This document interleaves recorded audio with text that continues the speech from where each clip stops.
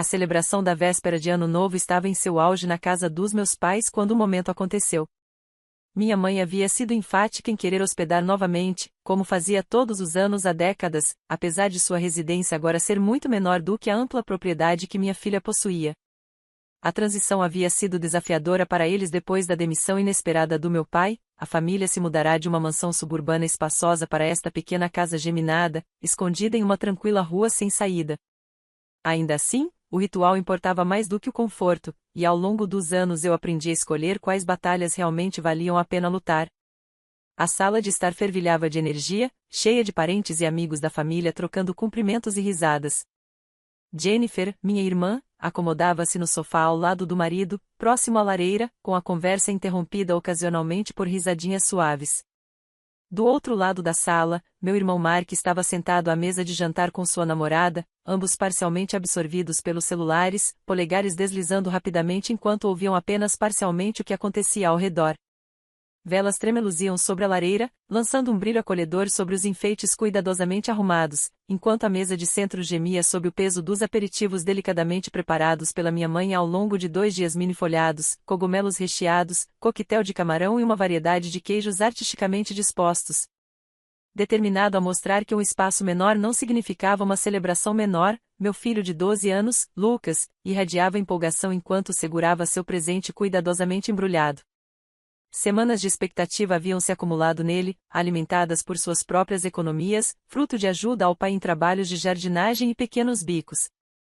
Ele pesquisara meticulosamente o presente perfeito, passando horas imerso em fóruns de colecionadores e análises online, decidido a encontrar uma caneta tinteiro Parker Dufold dos anos 1930, uma peça rara que meu pai ainda não possuía. Os pequenos dedos do garoto tremiam levemente ao imaginar a alegria no rosto do avô, visualizando a tinta fluindo suavemente sobre o papel, conectando gerações por meio do amor compartilhado pela arte da escrita e pela história. Mesmo com o burburinho e as risadas ao redor, Lucas permanecia com um orgulho silencioso, olhos brilhantes, segurando o símbolo tangível de cuidado e dedicação.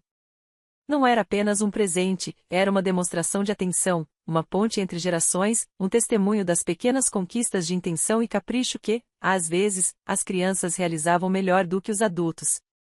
A sala, preenchida de calor, aromas festivos e o leve crepitar da lareira, parecia prender a respiração, como se pressentisse que aquele ato pequeno, porém deliberado, pudesse em breve mudar o rumo da noite de maneiras que ainda não podíamos prever.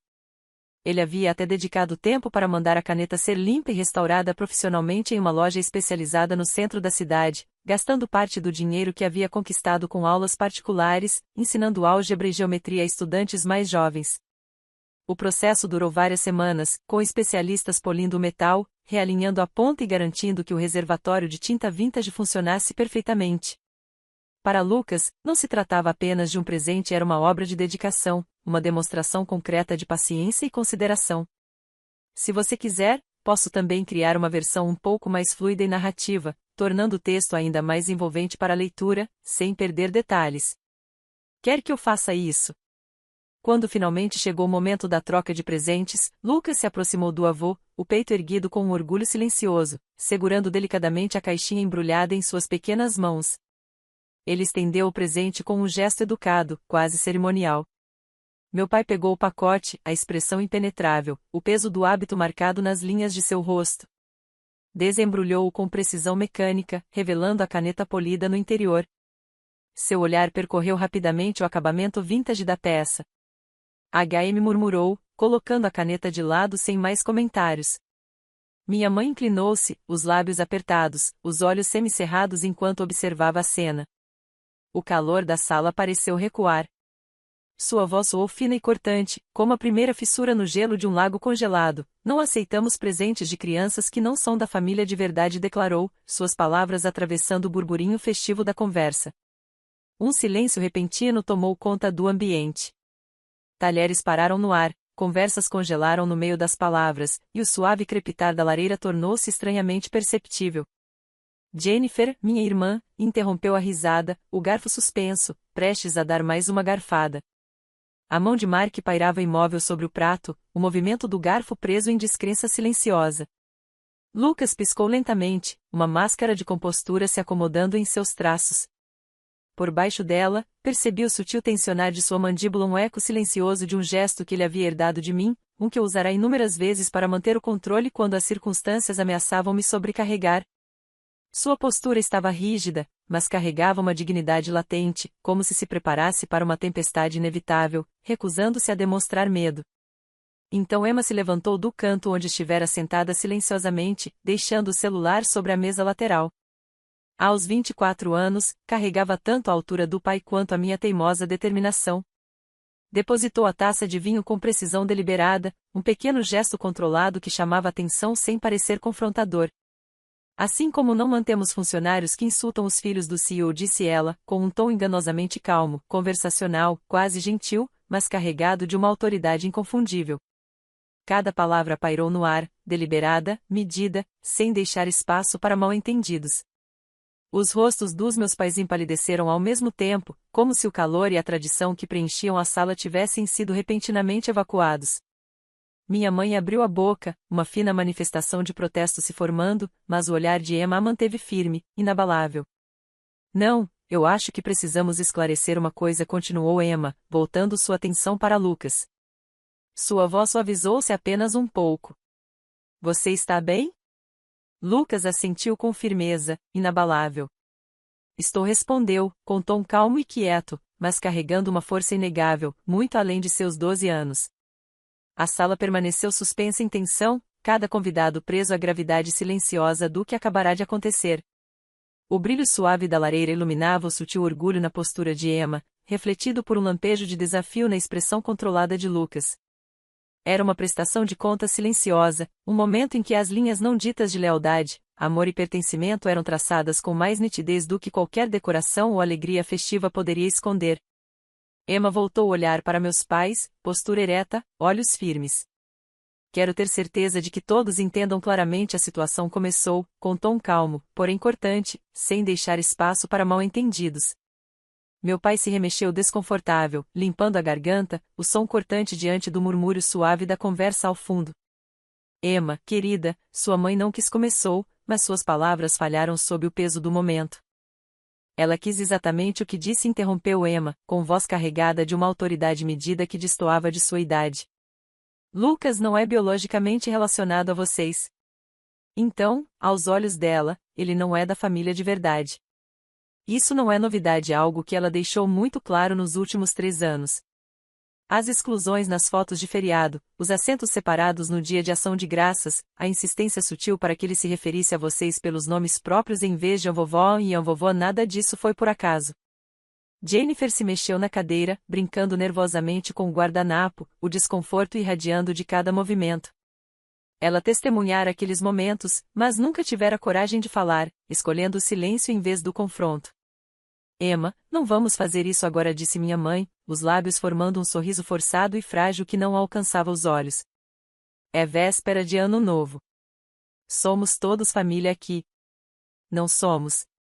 Emma não recuou, mantendo o olhar firme. Somos mesmo. Porque há apenas 3 minutos você declarou explicitamente que Lucas não é da família de verdade. Um silêncio tenso caiu sobre a sala. Finalmente encontrei minha voz, as palavras surgindo de um lugar que eu ainda não havia totalmente reconhecido até agora. Mãe, você precisa se desculpar com Lucas, perguntei. Por quê? Por ser honesta? A expressão da minha mãe endureceu, as defesas familiares ergueram-se como muros em torno de uma fortaleza. Ele é filho do seu pai de um casamento anterior. Isso é apenas um fato, disse, a voz frágil, mas firme. A resposta de Emma foi mais baixa, medida, e ainda assim carregava o peso de uma verdade inegável. E ainda assim isso não impediu você de trabalhar na empresa dele nos últimos 18 meses. Você também não é parente biológica dele, e mesmo assim está aqui, envolvida, contribuindo, prosperando. Fatos não são desculpas para crueldade ou exclusão. O clima mudou instantaneamente. A sala, antes aquecida pelo burburinho e risadas, tornou-se gélida, aquele tipo de frio que arrepia a pele e faz a respiração ficar visível no ar. Um baixo zumbido de tensão substituiu a música festiva.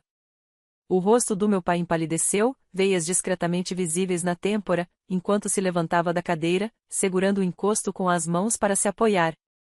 todos os convidados pareciam congelados no lugar.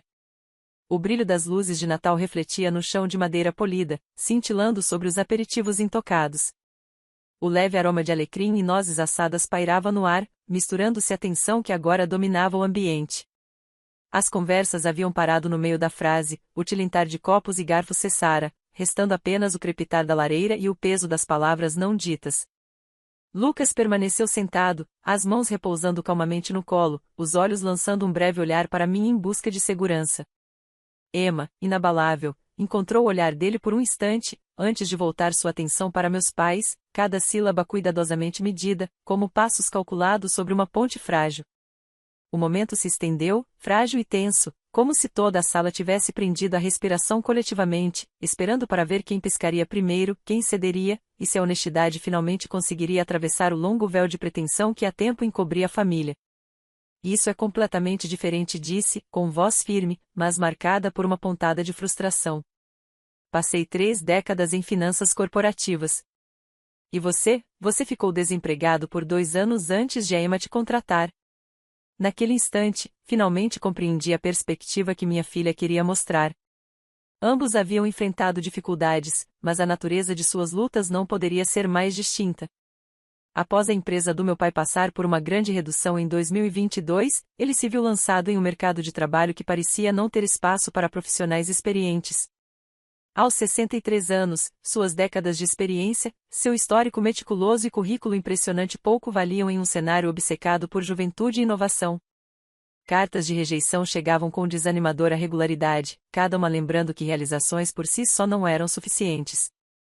Entrevistas, que antes eram arenas em que sua expertise brilhava, agora terminavam em educadas e formais recusas. Eventos de networking, que antes abriam portas, resultavam apenas em apertos de mãos superficiais e promessas vagas que nunca se concretizavam. Enquanto isso, minha mãe, cuja função como assistente executiva a tornava indispensável por anos, foi abruptamente dispensada. A transição foi brutal, ambos confrontaram uma realidade em que experiência e lealdade frequentemente eram ignoradas, vítimas de uma cultura corporativa que avaliava valor por ideias novas, e não por décadas de dedicação. Contas se acumularam. Esperanças diminuíram. Até tarefas simples, como preencher formulários ou navegar em portais de emprego online, tornaram-se exercícios de frustração silenciosa, cada clique lembrando portas que se recusavam a se abrir. Emma, em nítido contraste, havia se formado em Stanford naquela primavera com diplomas duplos em ciência da computação e administração de empresas, uma combinação que refletia ambição, inteligência e visão. Ela assumiu o comando da Medtech Solutions, a empresa de software médico fundada pelo seu falecido pai 12 anos antes. A empresa se especializava em sistemas de gerenciamento de pacientes, otimizando operações hospitalares e melhorando o cuidado aos pacientes por meio da tecnologia. Sob sua liderança, expandiu-se para empregar mais de 300 funcionários em 4 estados, equilibrando inovação com crescimento sustentável. Uma das primeiras decisões de Emma ao assumir o controle foi estratégica e visionária.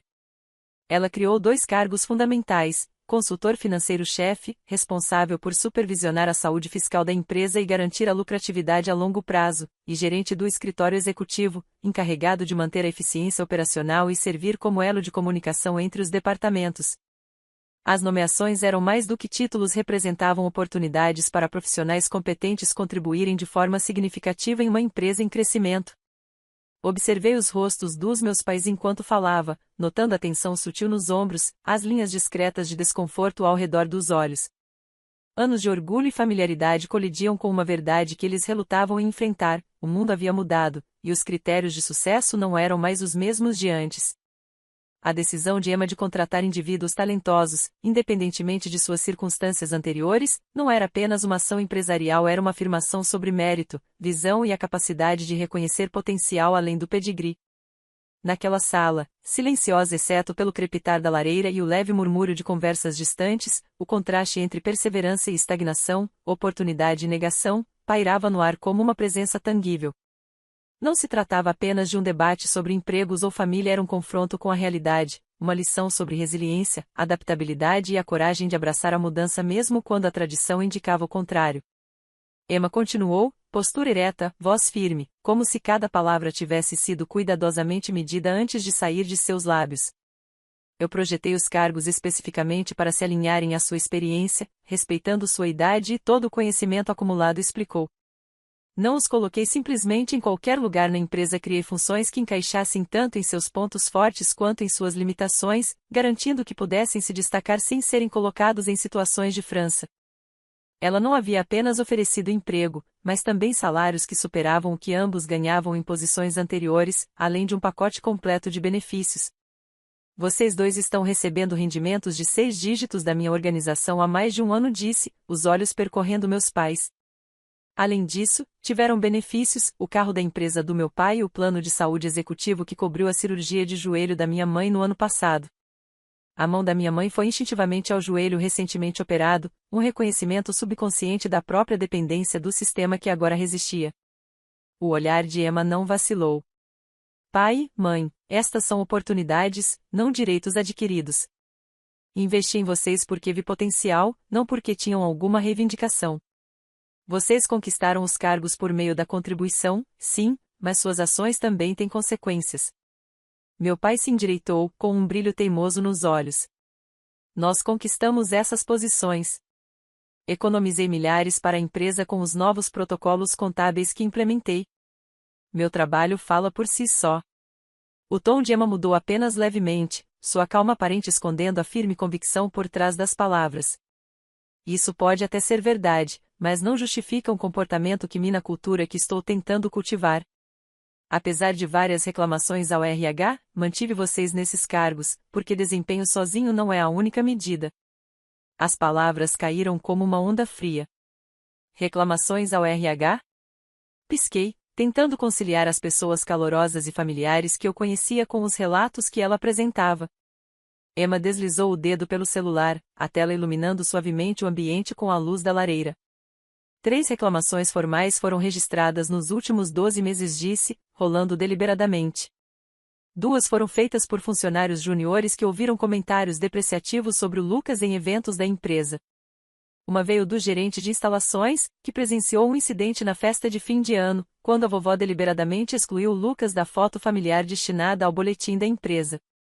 A boca da minha mãe se abriu em protesto, afiada e defensiva.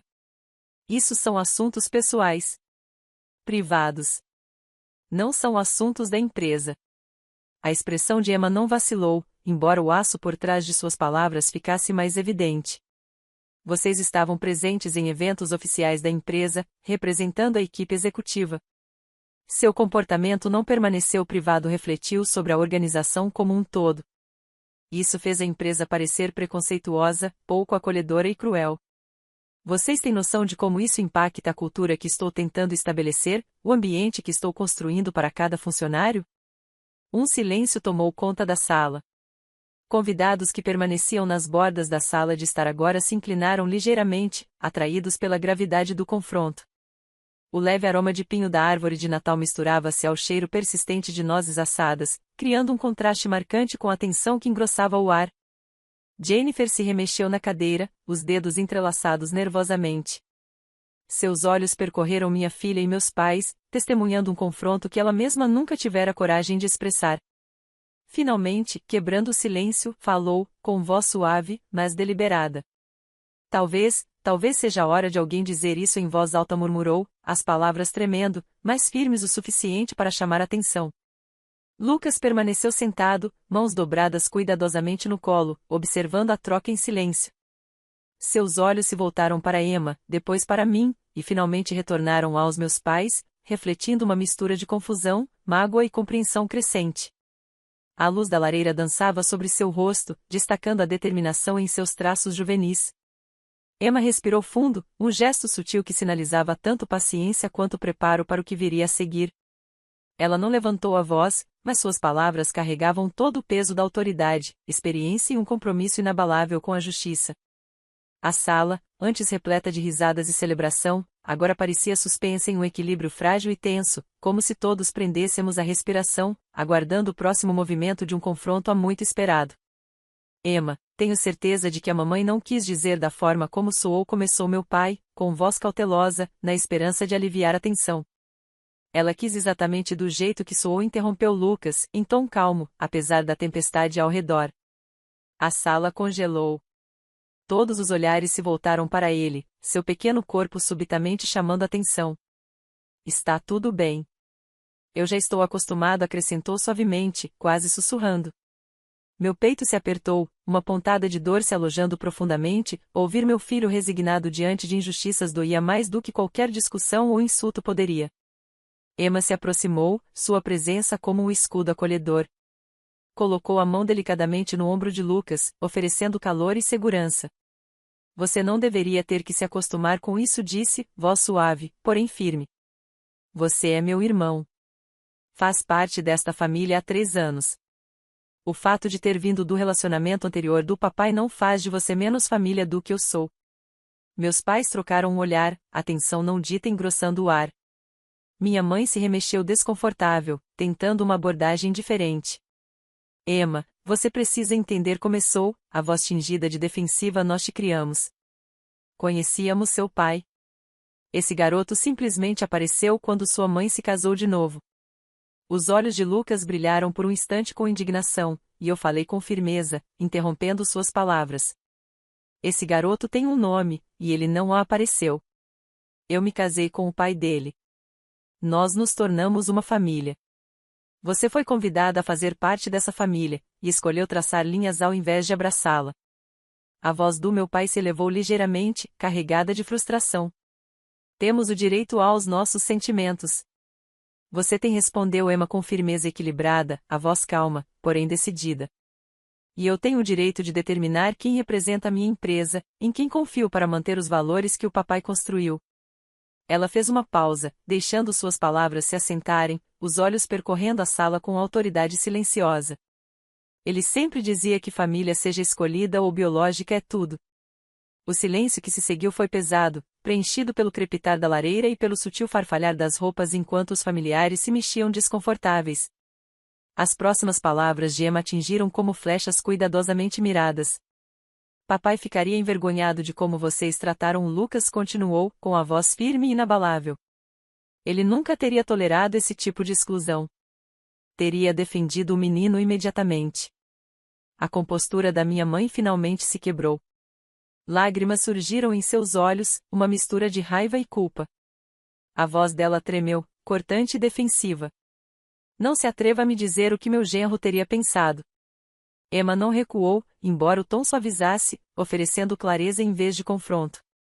Não estou questionando sua compreensão dele, mãe, disse baixinho, estou apenas lembrando dos princípios que ele seguia. O homem que você amou, o homem que construiu esta empresa, acreditava em justiça, inclusão e em defender aqueles que não podiam se defender sozinhos. Lucas não merece nada menos do que isso. A sala parecia suspensa no tempo. O leve aroma de canela e pinho das decorações natalinas permanecia no ar, em contraste marcante com a tensão que se adensava.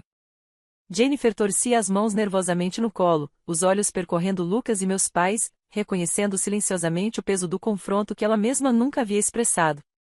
Lucas abaixou o olhar por um instante, depois voltou a encarar Emma, tirando coragem de sua postura firme e inabalável. Uma dignidade silenciosa se instalou sobre ele, seu pequeno corpo irradiando resiliência muito além de seus 12 anos.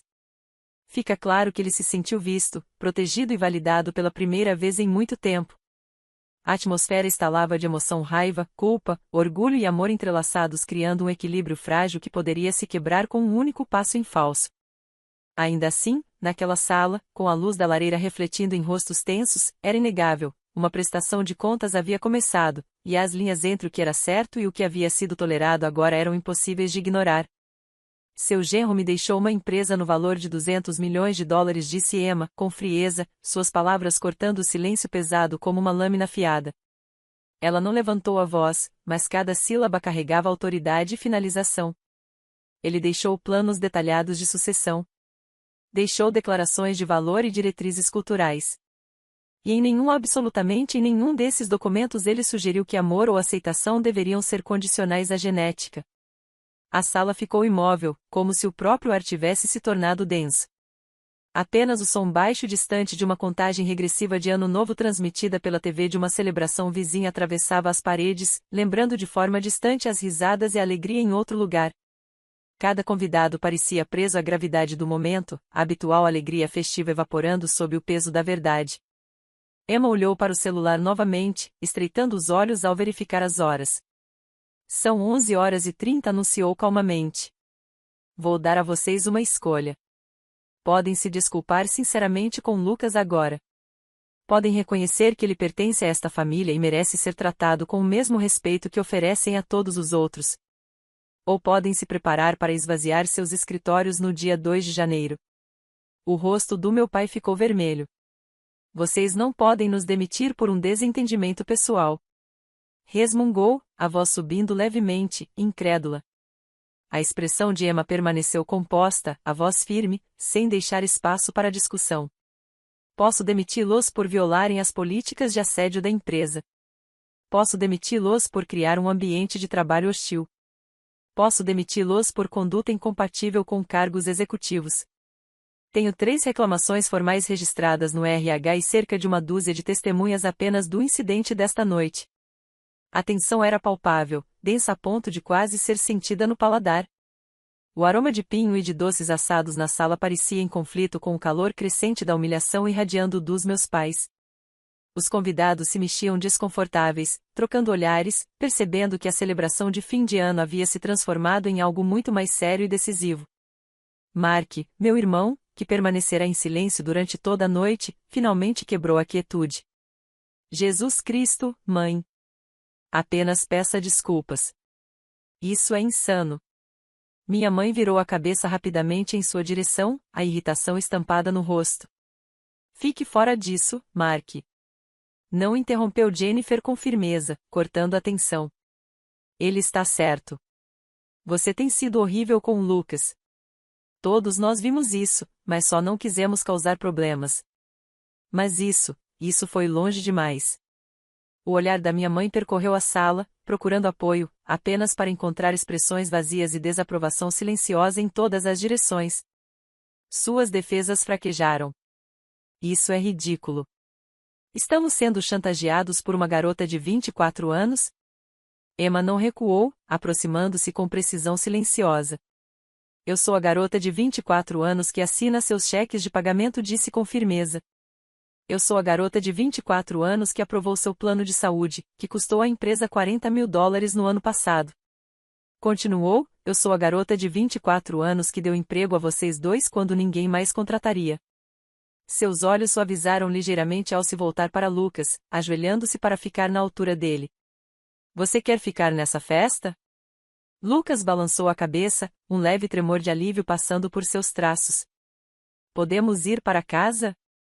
Com certeza, disse ela, levantando-se com elegância e voltando-se para mim com a calma e a decisão firme de sempre. Mãe, pegue seu casaco. Estamos indo. Comecei a recolher nossas coisas, minhas mãos movendo-se quase automaticamente, o coração disparado com a intensidade do confronto.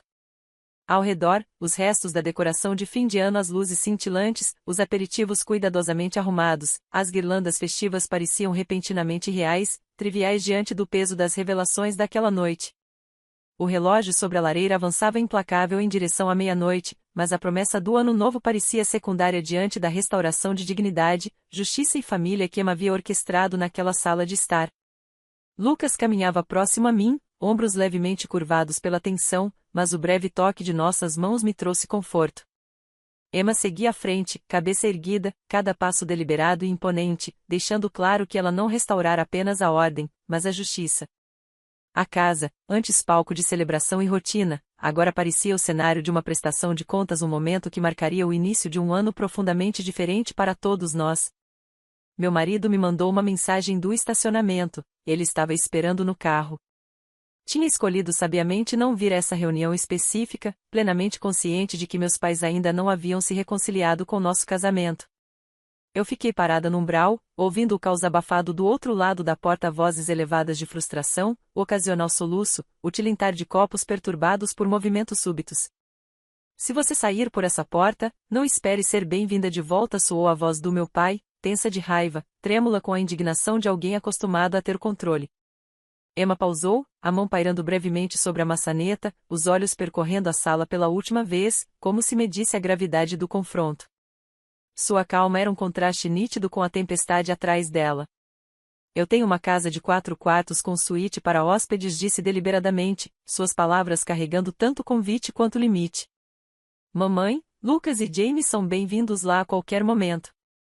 Vocês dois, por outro lado, talvez queiram passar o fim de semana atualizando seus currículos.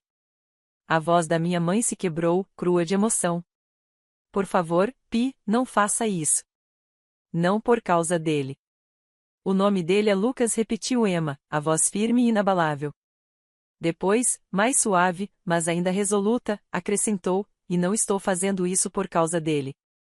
Estou fazendo isso por causa de vocês. Porque vocês revelaram exatamente quem são, e eu me recuso a permitir que pessoas assim representem tanto minha empresa quanto minha família. Com isso, ela atravessou completamente a porta, nos conduzindo para a noite. Atrás de nós, os sons da acalorada discussão dos meus pais se espalhavam pelo ar frio do inverno. Eu podia ouvir os soluços abafados da minha mãe, pontuados pelas respostas cortantes do meu pai. A voz de Jennifer se elevava intermitentemente em uma tentativa de mediar, enquanto o tom de Mark carregava a inconfundível mistura de exasperação e raiva justa, lembrando-os de que haviam causado tudo aquilo. A rua lá fora cheirava levemente a neve derretida e escapamento, com as luzes de ano novo da cidade piscando à distância. Lucas entrou silenciosamente no banco de trás, empurrando sua pequena mochila para o chão. Emo seguiu, deslizando para o lado dele, envolvendo os ombros do garoto em um gesto protetor e reconfortante. Desculpa, Lucas, murmurou ele depois de alguns minutos, a voz quase inaudível sobre o zumbido do motor. Não queria causar problemas. Você não causou nada, disse Emma com firmeza, pressionando uma mão reconfortante em seu ombro. Foram eles, e vão enfrentar as consequências por isso. Olhei para ela pelo espelho retrovisor, estudando a determinação gravada em seu rosto jovem, mas resoluto. Você vai realmente demiti-los? Perguntei baixinho, quase com medo da resposta. Se eles não pedirem desculpas e se comprometerem com uma mudança genuína, respondeu sem hesitar, a voz fria de certeza.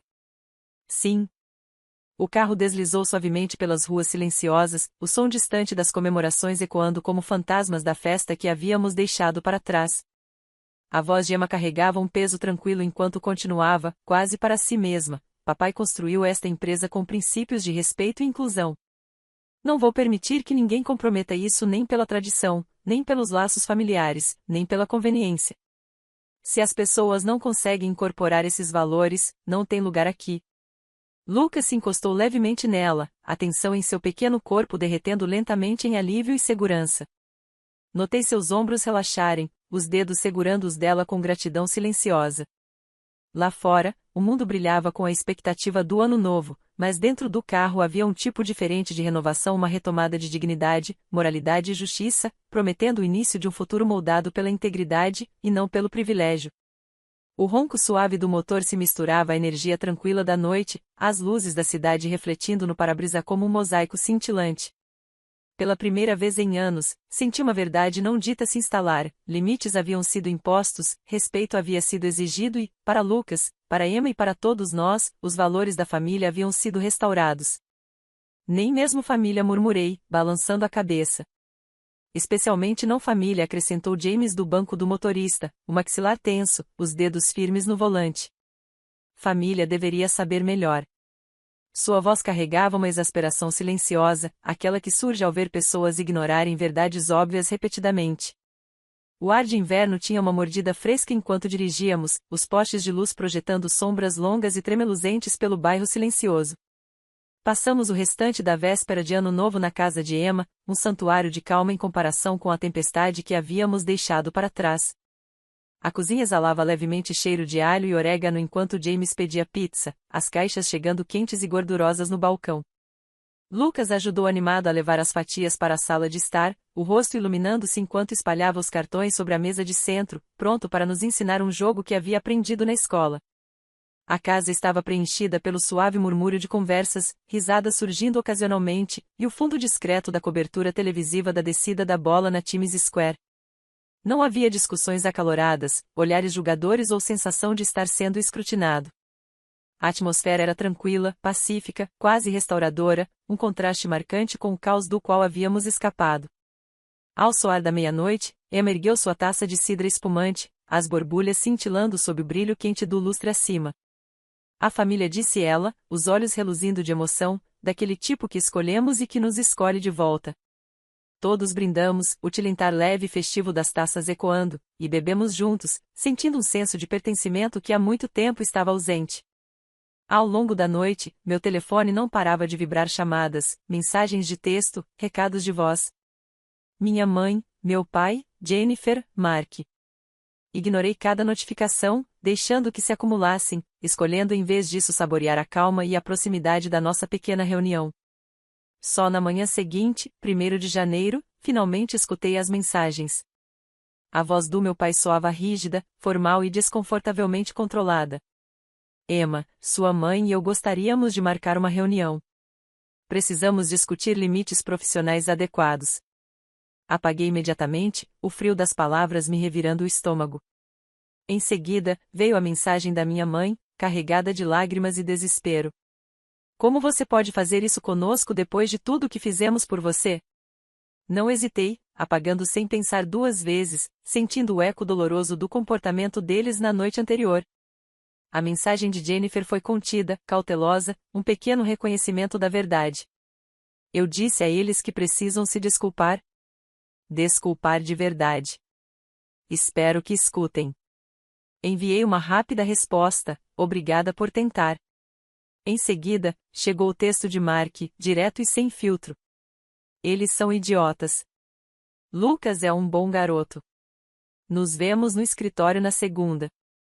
Ele trabalhava no departamento de marketing da Emma, um ponto de equilíbrio tranquilo na tempestade corporativa. Respondi simplesmente, com certeza. O dia 2 de janeiro chegou com um vento gelado que pressionava as janelas do escritório de Emma. Meus pais apareceram, tentando navegar pela tensão como atores experientes, mas o peso da noite anterior se fazia sentir em cada passo que davam. Emma me atualizou depois. Eles pediram desculpas, disse cuidadosamente. Mais ou menos. Papai admitiu que seus comentários foram inadequados, um reconhecimento relutante, sem calor ou arrependimento genuíno. A desculpa da mamãe veio envolta em justificativas, explicando que estava estressada e que não tinha intenção de magoar o Lucas. Levantei uma sobrancelha, percebendo o vazio por trás das palavras. Isso não é realmente uma desculpa, disse de forma direta. Não é, concordou Emma, com o tom firme. Então ela mudou, mostrando a autoridade que exercia de forma inconfundível. Mas eles têm 90 dias de probatório. Mais um incidente, mais um comentário doloroso, mais um ato de exclusão contra o Lucas ou qualquer outra pessoa, e está encerrado. Também determinei que ambos participem do treinamento de diversidade e inclusão da empresa. Sem exceções, sem atrasos. O escritório ficou silencioso por um momento, a gravidade de suas palavras pairando sobre a sala como um peso tangível. Lá fora, a cidade vibrava com o movimento matinal habitual, alheia à prestação de contas silenciosa que acontecia entre aquelas paredes. Lucas, sentado próximo, soltou um suspiro lento, uma mistura de alívio e surpresa atravessando seu rosto jovem. Pela primeira vez em anos, parecia que a justiça pessoal e profissional finalmente havia sido feita, e que os limites de respeito e dignidade haviam sido firmemente restaurados. Como eles reagiram? Mais ou menos como você esperaria, defensivos, rígidos, com apenas o suficiente de conformidade externa para evitar uma confrontação imediata. O orgulho ainda permanecia em suas expressões, uma tensão sutil ao redor dos olhos, suspiros forçados de vez em quando, mas, eventualmente, eles assentiram em concordância. Precisavam dos empregos mais do que de sua teimosia, mais do que do conforto de estarem certos em uma discussão que há muito ignoravam. E quanto ao Lucas? Perguntei, observando minha filha com atenção. O olhar dela suavizou levemente, mas a autoridade permanecia inconfundível. Ele decide se quer aceitar o pedido de desculpas ou não. Sem pressão, sem expectativa, apenas a escolha dele. A voz de Emma permaneceu firme. Eu disse a eles que precisam se desculpar diretamente com ele, pessoalmente. Sem desculpas, sem justificativas. Um reconhecimento genuíno da dor que causaram e o compromisso de se comportar de forma diferente no futuro. Esse é o padrão mínimo. O processo não foi rápido nem fácil. Levou 3 semanas, um período de espera tensa pontuado por momentos de preocupação e frustração. Finalmente, com a insistência de Emma que ainda pagou uma sessão de terapia familiar para garantir que a conversa tivesse um ambiente seguro, eles apresentaram o pedido de desculpas. Foi estranho, hesitante, cheio de gaguejos e longos silêncios. Cada palavra parecia forçada, cada gesto cauteloso. No entanto, em meio ao desconforto, Lucas demonstrou uma graça e maturidade além de seus anos. Ele ouviu, assentiu e aceitou o pedido de desculpas não porque fosse perfeito, mas porque foi generoso o suficiente para permitir que eles tivessem a oportunidade de reparar. As coisas permaneceram tensas depois disso. Havia uma coreografia cuidadosa nas palavras dos meus pais, cada frase medida, cada comentário filtrado através da lente dos novos limites. Eles incluíram Lucas nas fotos de família, não mais se esquivando da câmera quando sua presença poderia complicar o clique. Lembraram-se de seus aniversários, reconheceram pequenos marcos e tentaram gestos de inclusão, mesmo que alguns esforços parecessem motivados mais pelo desejo de manter suas posições do que por afeto genuíno. Ainda assim, as palavras de Emma ressoavam verdadeiras: família deveria saber melhor. E quando falhavam em corresponder a essa expectativa, às vezes os mais jovens, os mais ousados ou os mais íntegros precisavam dar um passo à frente para ensiná-los. Não era apenas uma lição de respeito, mas uma demonstração de coragem, paciência e clareza moral. A caneta tinteiro vintage, aquela que Lucas escolhera com tanto cuidado, permanecia sobre a mesa do meu pai no trabalho. Cada vez que ele a levantava para assinar um documento ou fazer uma anotação, eu esperava que lembrasse do garoto por trás do presente 12 anos, ansioso para trazer alegria, atento aos mínimos detalhes, agindo por puro amor. Eu também esperava que lembrasse da neta, com 24 anos, que teve a determinação de se posicionar firmemente pelo que era certo, mesmo quando isso exigia confrontar sua própria família, desafiar tradições antigas e suportar o desconforto no processo. Aquela véspera de Ano Novo havia se tornado mais do que uma celebração, era um ponto de virada. Um lembrete de que a essência da família não se limita ao DNA compartilhado ou a rituais cerimoniais, mas à lealdade, ao cuidado e à disposição de apoiar uns aos outros com integridade. E, às vezes, a lição tinha que vir das crianças, aquelas frequentemente subestimadas, que tinham a clareza e a coragem de iluminar o caminho para o amor, a justiça e a responsabilidade. Lucas nos deu naquela noite um presente muito além de qualquer objeto físico, uma lição de consciência, um modelo de empatia e um exemplo vivo de como ações, mesmo pequenas, podem mudar o curso do legado familiar. Cada vez que eu olhava para a caneta, via mais do que um objeto. Via uma história, uma vitória, um triunfo silencioso dos valores sobre a tradição. E sabia, de uma maneira silenciosa e duradoura, que essas lições reverberariam em nossas vidas por muitos anos.